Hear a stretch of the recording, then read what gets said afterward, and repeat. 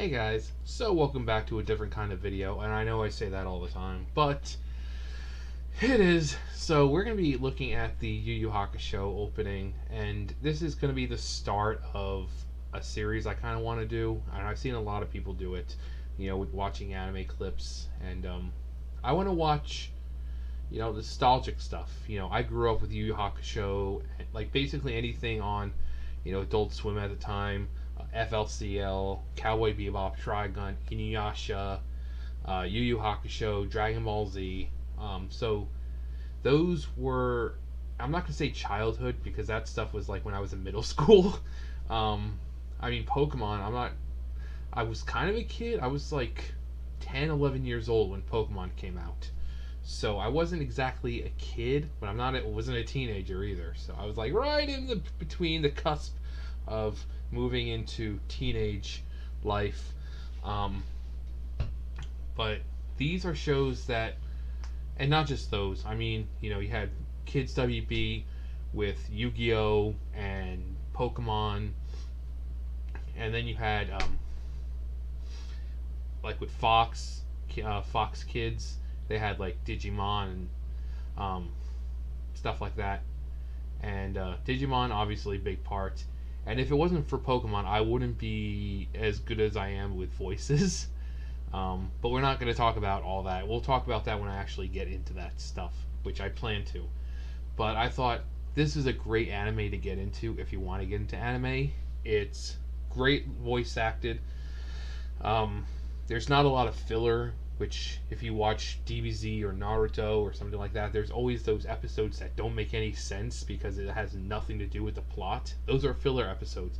And Naruto and all those animes suffer horribly from those. These, not, I really don't think I saw any actual filler episodes. There might be ones without action, but they have something to do with the plot that leads into the next episode that involves plot. It could be something simple as training, So, it's kind of like Breaking Bad. It starts off slow, and then it just progressively gets better. But of course, Breaking Bad is an live action show, while this is animation. But the first few seconds of the show, the main character is killed. So, how many shows start off with that? Basically, within the first few seconds, Yusuke. Well, I'll talk about that afterwards. We're going to watch the opening for this. And if you haven't seen this or the series, go watch it. I strongly recommend it. I have to watch it basically from start to finish like once a year because I love it so much. And I've done this every year since I was a teenager. But here we go. This is the English opening for Yu Yu Hakusho, and yeah.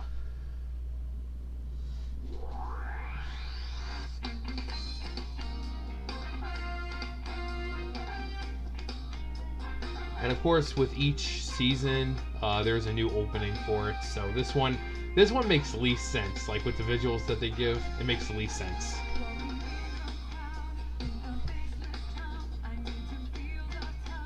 Obviously, they introduce you to the characters.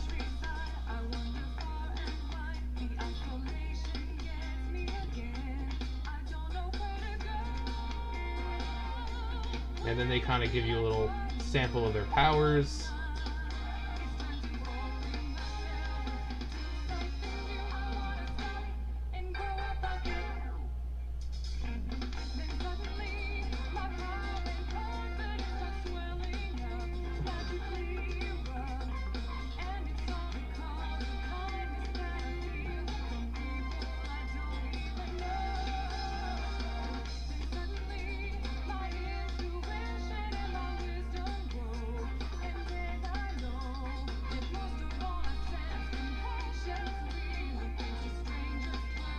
Watch out for the tornado!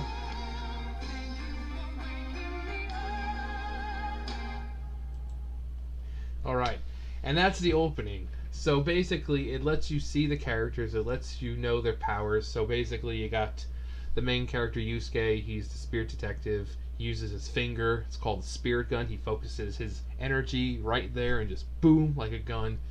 Um, right there, yeah, right there. That's Kuwabara.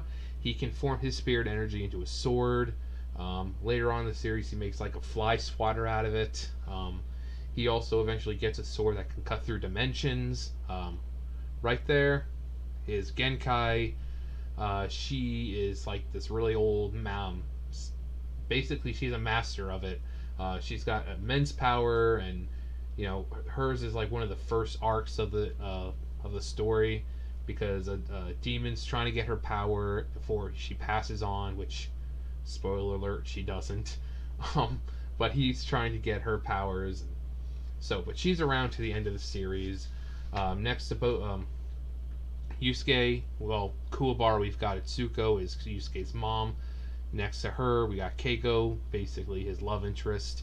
Next to him on the other side, we got Botan, who's the Grim Reaper. I know she's too pretty to be the Grim Reaper, but that's what she is.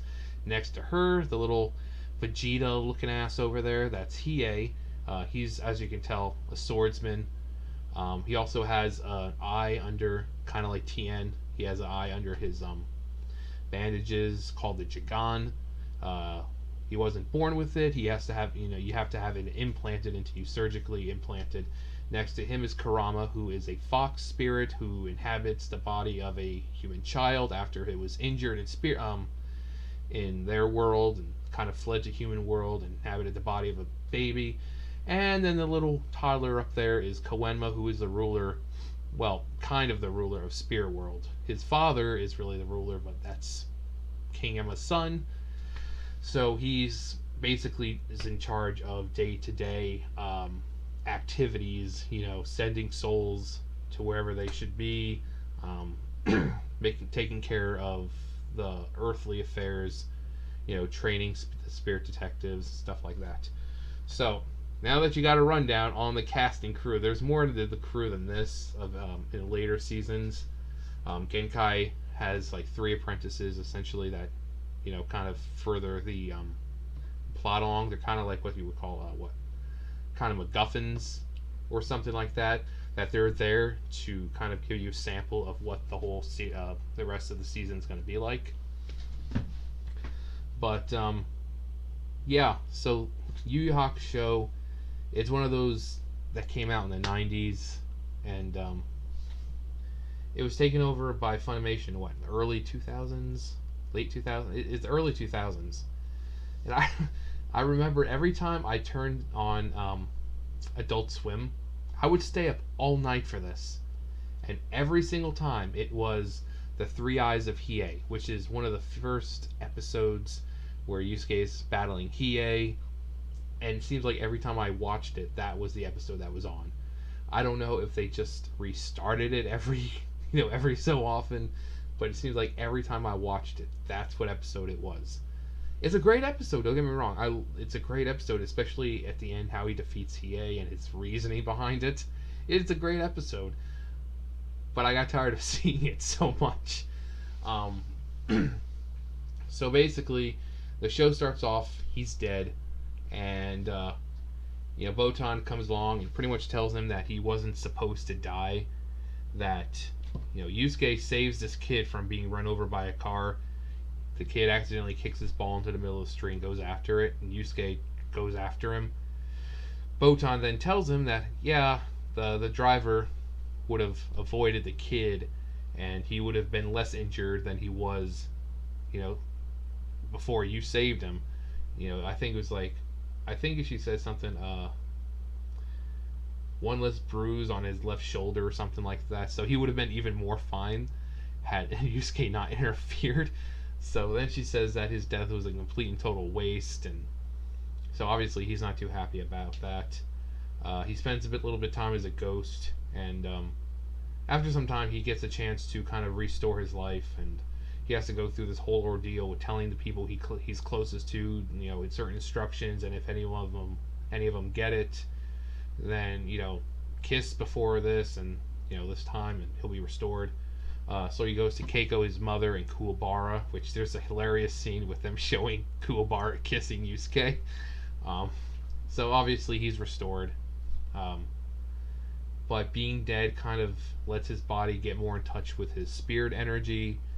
And that's why he's able to focus into his finger after being dead. He's more aware of it, so he's able to focus into his finger and make the spirit gun.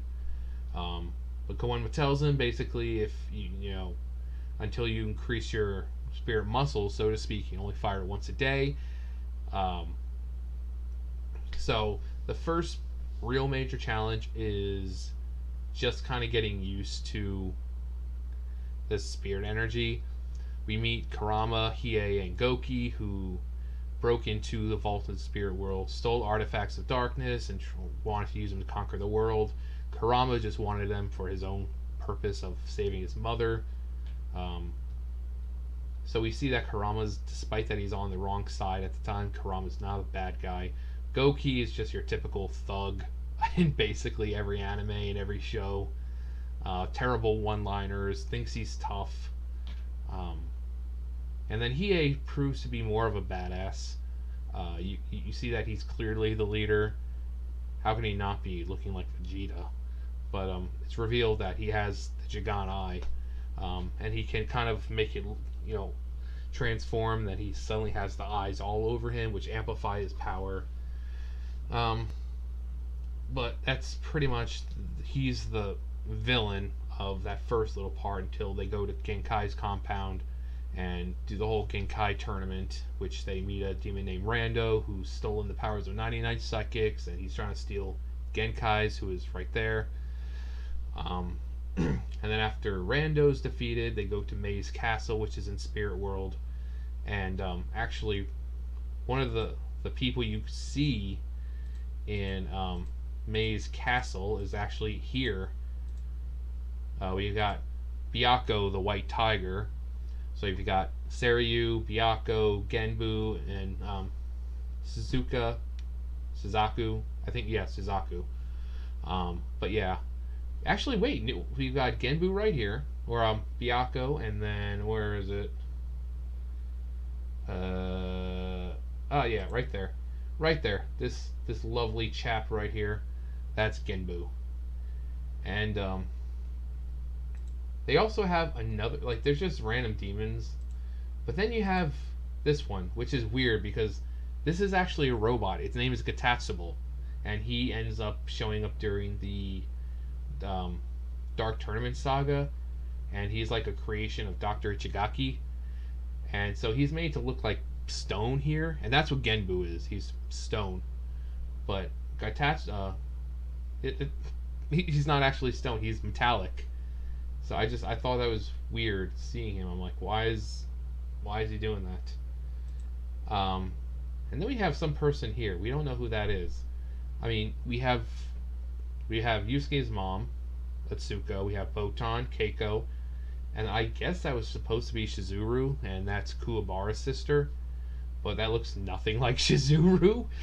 And then you have, you know, this is actually the place of the Dark Tournament. But never in the tournament do they fight as one. I mean, it's a tournament, they fight separately. And not once do they ever have to fight a villainous tornado. There is a person who can make tornadoes, but it's not just a tornado itself, and they don't all have to fight at the same time. So that's why I say, like, these things never make any sense. Like, here's Genkai flipping around doing all this awesome stuff for what? To break a rock. It makes no sense. You have them running, and yeah, it's just, some of it just makes no sense. But yeah, Karama can also do that with his spirit energy, take his rose and kind of turn into a rose whip. At the beginning, when you see it, he's like, oh yeah, the rose whip can cut through any kind of material. It's not true. It can cut through rocks and everything easily enough, but if that was the case, then he would be unstoppable. He'd just basically have to whip something. But there are people who break his rose whip, and there's sometimes he can wrap it around and just does jack shit. So it's just one of those things to make him look tougher than what he is. I mean, it's a great weapon because it does cut through a lot. He uses it really in a cool way later on during the the chapter Black Saga with one of the villains. And if you've seen it, you'll know what I'm talking about. If you haven't, I recommend, like I said, go watch it. It's a bit of a long series, but it's well worth it. It's not long, really. It's like, what, 200 and something episodes, I think? But yeah, they've never been attacked by a villainous tornado. Uh, it'd be funny if they did. Um, but yeah, it was. I always looked forward to it, and once I got money for myself, I bought it, a lot of them on VHS. I have a lot of them on DVD still. It's like I bought all of them on DVD, but then they just come out with newer versions, which are, I guess they made them closer to the Japanese. Dragon Ball Kai did the same thing, where the Destructo Disc wasn't just called a Destructo Disc. It was pretty much what it's in Japanese, and so I was like, okay, well, there goes money for that. I spent all this time collecting them, and then just new ones come right out. But like I said, I do go back and watch it. I was just watching it the other day, and that's where I got the idea from. I see a lot of people reacting to. Actually, no, it wasn't. It was actually a mixture between watching Yu Yu Hakusho and Shaman King, because I was thinking about that show, and I was like, you know what? I should start like just a little series where I just watch old anime stuff that I grew up with, and maybe get discussions going on about them. But yeah, Shaman King and Yu Yu Hakusho is what kind of set this off. Let's actually go back to a better. Ugh. There we go. I think that's gonna be the thumbnail right there. That's gonna be the thumbnail of this video. But I really like the voice acting. It's Funimation, so you've got, just of this cast right here, you have Justin Cook as Yusuke. You'll know Justin. If I'll just try to go by Dragon Ball Z, because most people know them from that anyway. So Justin Cook played Raditz. Dende. Keiko is played by Laura Bailey, who is young Trunks. And if you're a World of Warcraft player, she plays Jaina, who she's been voicing since God knows how long now. Atsuko, his mom, is Meredith McCoy, who plays Android 18. Kuwabara is Christopher Sabat, who plays basically everyone on Dragon Ball: Piccolo, Vegeta, Kami, Mr. Popo, Jace, Birder, everyone essentially. Genkai, well, when you hear her voice, you'll know exactly who she is. She sounds exactly like who she sounds like in Dragon Ball Z. Botan is Cynthia Krantz, who plays Chi-Chi in Dragon Ball Z. Hiei, Chuck Huber is his name in real life. Same thing with him. He sounds exactly like who he voices in Dragon Ball Z. John Bergmeyer plays Kurama, and he plays Tien and a few other people. And then, oh my god, Koenma, Sean something. God, I forgot his last name. Sean Teague, I think. And he plays Oob, and I think maybe a few other people. But and that's just the main cast. Like I said, there's an entire other cast. You got like Damien Clark and Eric Vale, but that's just the main cast right here. But Jesus Christ, 20 minutes already. Yeah, I could literally talk about this show for hours, but I'm not going to. I'll save you guys that have it in trouble and all that, because I really could. It is really a great show. If you're going to start watching an anime, this would be it. There's not a lot of, like I said, not a lot of filler episodes. Each episode pretty much has a reason for being there. It's not like a Dragon Ball type situation where they're just powering up for 2-3 episodes. Stuff actually happens. A lot of the fights that would take Dragon Ball Z like 4 or 5 episodes to do, they can get it done 1 or 2. Now, if it's a big bad, like a really big bad, yeah, they'll draw it out. But it's interesting. It's fun to watch. It never feels like a chore watching it. Like, oh my god, they've been going for 5 episodes already. When's it gonna stop? It's not like that.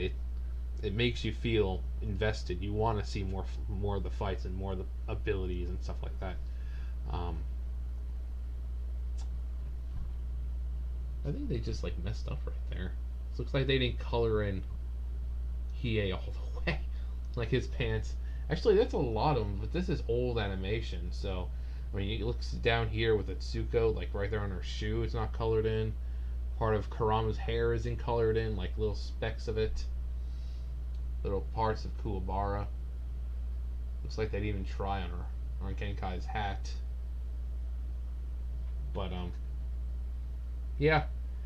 Anyways, uh, is that all? Yeah, that's all. So we'll watch some really good clips, and when I do the clips, I'm not going to go in order, just so you know. Um, it might be I might start off with the beginning stuff, but then I might jump all the way to the very very end. So if you haven't seen it, be warned, spoilers, because if I jump all the way to the very end, the final saga, the Three Kings saga, which is the final season of Yu Yu Hakusho, yeah, huge spoilers because there's stuff revealed there that you didn't see coming from the very beginning. So just know I'm not going to go in order. Um, yeah, so be ready for that. I might do Dragon Ball Z too, since that also is a huge part of my life. Pokemon, and then just a few others that I'm not going to watch heavily, but we'll go into a little bit. Like I said, Shaman King is definitely one of them, because I haven't watched Shaman King in since what, the mid 2000s, or not mid, early 2000s. It was like 2002, 2003, I think. Yeah, something like that. God, it's been a while. I'm fucking old. Anyways, thumbs up, thumbs down. Also, if you remember Yu Yu Hakusho or you still watch it, let me know below. Let me know who your favorite character is. Let me know your favorite saga of the entire series and why.